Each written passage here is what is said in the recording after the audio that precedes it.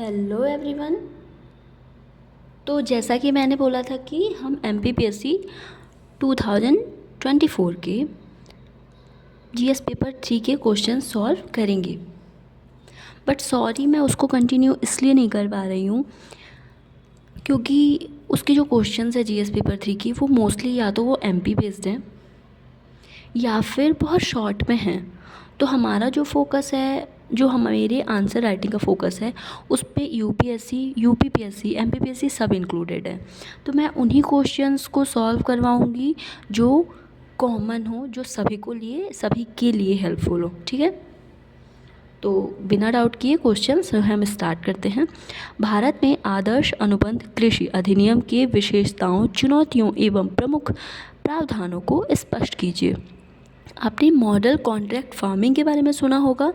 हमने एक चिप्स के बारे में सुना था, जब कॉन्ट्रैक्ट फार्मिंग कर दी जाती है चिप्स बनाने के लिए आलूओं का, एक कुछ किसानों को है ना, फिक्स टर्म में हमें इतना आलू चाहिए और हम उसके चिप्स बनाना है वगैरह, तो ऐसा कुछ कॉन्ट्रैक्ट फार्मिंग हो जाएगी। तो ये पूछ रहा है उसकी विशेषताएं, चुनौतियां एवं प्रमुख प्रावधान को हमें स्पष्ट करना है, बताना है। भारत में आदर्श अनुबंध कृषि अधिनियम 2018 का उद्देश्य किसानों को संगठित बाजार से जोड़ना, निवेश व तकनीक को बढ़ावा देना तथा कृषि जोखिम को कम करना है। इसका मतलब है, जब किसान पहले उत्पादन करते थे तो एक फिक्स टर्म नहीं था, तो या तो उनका जो उत्पादन है, प्रोडक्शन है, या तो उसका सेल हो गया या तो वो बिका, वरना वो सरप्लस के होने के बावजूद किसानों के पास ही रह गया। किसी की भी खपत के ज़्यादा अगर सरप्लस होगा तो वो कहीं ना कहीं वेस्ट ना होने लगे, तो उसी जोखिम को कम करने के लिए कॉन्ट्रैक्ट फार्मिंग आई। इसकी विशेषताएं क्या हैं? भूमि अधिकारों की सुरक्षा, स्वामित्व, कब्जा व उत्तराधिकार, जोखिम की साझेदारी, प्राकृतिक आपदा, कीट रोग। जोखिम साझेदारी कैसे हो जाएगा? अगर कोई भी आपदा आती है तो जिसने कॉन्ट्रैक्ट फार्मिंग किया है वो और किसान दोनों मिलके उस पैदावार की जो आपदा, डिज़ास्टर आया, उसका जो है वो सॉल्यूशन ढूंढेंगे। सिर्फ किसान पर इसका बर्डन या बोझ नहीं होगा। त्वरित विवाद निपटान, समयबद्ध समाधान। क्यों? क्योंकि जिस फर्म ने कॉन्ट्रैक्ट किया है उसका भी लॉस होगा, तो वो ध्यान देगा कि समयबद्ध तरीके से टाइम से जो है वो सॉल्यूशन हो जाए। सेवाओं का समावेशन, इनपुट, तकनीक, गुणवत्ता, कोशिश करेंगे अच्छी इनोवेशन जो है वो प्रोवाइड करवाया जाए। मूल्य आश्वासन, पूर्व निर्धारित या स्पष्ट। मूल्य का निर्धारण पहले कर दिया जाए ताकि लॉस ना हो उन किसानों का, कि कभी रेट बढ़े या कम हो तो उनको लॉस हो, या फिर कॉन्ट्रैक्ट करने वाले फर्म को। वैधानिक मान्यता, लिखित अनुबंध को कानूनी दर्जा। वैधानिक मान्यता क्या है कि लिखित अनुबंध के द्वारा ही माना जाएगा कि ये कॉन्ट्रैक्ट फार्मिंग हो चुका है। इसके प्रावधान क्या हैं? अनुबंध पंजीकरण, मूल्य एवं भुगतान, गुणवत्ता व ग्रेडिंग, अनुबंध अवधि, जुर्माना व क्षतिपूर्ति। विवाद समाधान तंत्र, समझौता बोर्ड, अपीलीय प्राधिकार, फिर न्यायिक हस्तक्षेप। भूमि संरक्षण,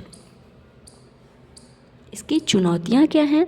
सौदेबाजी में असंतुलन, कानूनी साक्षरता की कमी, क्रियान्वयन में भिन्नता, मूल्य जोखिम व बाजार का उतार चढ़ाव होना, विवाद निपटान की क्षमता, बहिष्कार जोखिम।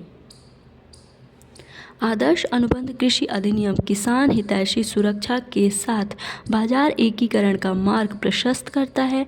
प्रभावी क्रियान्वयन, पारदर्शी अनुबंध, FPO आधारित मॉडल और मजबूत विवाद समाधान तंत्र से ही इसके लाभ व्यापक रूप से साकार हो सकते हैं। देखते हैं नेक्स्ट क्वेश्चन।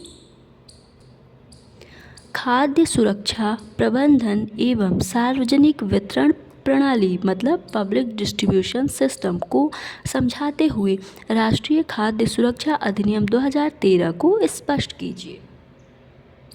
हमें सबसे पहले PDS भी बताना है, खाद्य सुरक्षा प्रबंधन भी बताना है, एक्ट के बारे में। राष्ट्रीय खाद्य सुरक्षा अधिनियम 2013 भारत में खाद्य सुरक्षा प्रबंधन को कानूनी अधिकार का स्वरूप देता है और सार्वजनिक वितरण प्रणाली को इनका मुख्य साधन बनाता है। खाद्य सुरक्षा प्रबंधन, फूड सिक्योरिटी मैनेजमेंट क्या है? इसका आशय यह सुनिश्चित करना है कि प्रत्येक नागरिक को पर्याप्त, सुरक्षित और पौष्टिक भोजन सुलभ हो। अधिकार आधारित दृष्टिकोण होना चाहिए। उपलब्धता जो है वो उत्पादन, भंडारण, आयात में होती है। पहुंच, वितरण तंत्र, पहुंच कैसे होगा, वितरण तंत्र, वहनीयता और उपयोगिता जैसे पोषण व स्वच्छता का ध्यान देते हुए तीनों आयामों को समाहित किया गया है। खाद्यान्न की खरीद, भंडारण और वितरण में केंद्र व राज्यों की स्पष्ट भूमिकाएं निर्धारित हैं।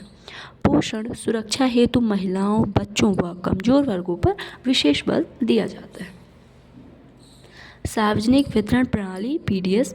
लक्षित सार्वजनिक वितरण प्रणाली के तहत लाभार्थियों की पहचान की जाती है।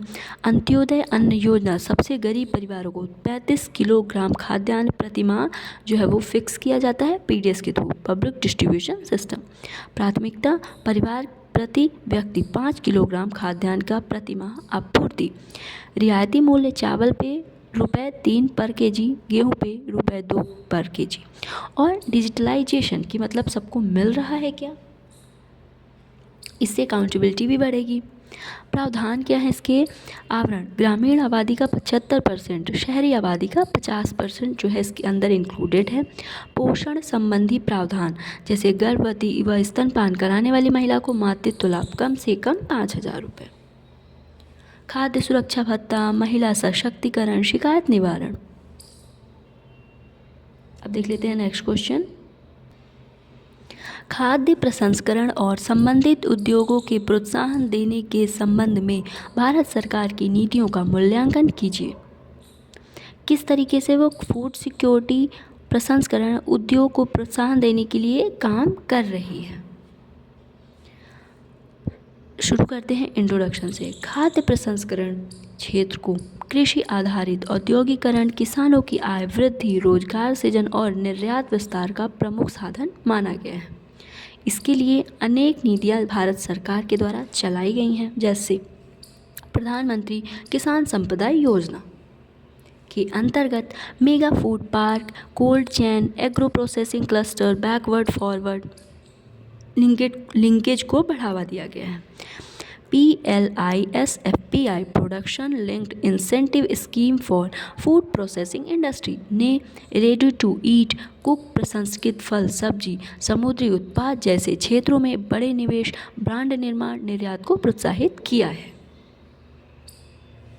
सूक्ष्म स्तर पर प्रधानमंत्री FME योजना अनौपचारिक खाद्य उद्यमों के अनौपचारीकरण, पूंजी सब्सिडी, ब्रांडिंग और स्वयं सहायता समूहों FPO के सशक्तिकरण में सहायक रही। 100% FDI की अनुमति दी गई। कुछ उत्पाद पर कम GST, मेक इन इंडिया, आत्मनिर्भर भारत जैसी पहले भी शुरू की गई।